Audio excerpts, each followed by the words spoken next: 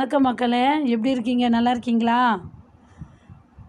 இந்த வீடியோ பார்க்குறவங்க, புதுசாக பார்க்குறவங்க ஒரு சப்ஸ்கிரைப் பண்ணுங்கள், லைக் பண்ணுங்கள், ஷேர் பண்ணுங்கள். நான் வீட்டு மேலே ஒரு மாடி தோட்டம் வளர்க்குறேன். அதுவும் ரொம்ப நாளாக பூக்கள் பூக்காத இருந்தது. எத்தனையோ ஃபர்டிலைசர் கொடுத்தேன், அப்போ கூட பூக்கலை. அதுக்கப்புறம் நான் ஒரு ஃபர்டிலைசர் ரெடி பண்ணி இப்போ செடிக்கு கொடுத்த பிறகு பூக்கள் பாரு, எவ்வளோ மொட்டுக்கள், நல்லா பெரிய பெரிய மொட்டுக்கள் பெரிய பெரிய பூக்களை பூத்துருக்கு பாருங்கள்.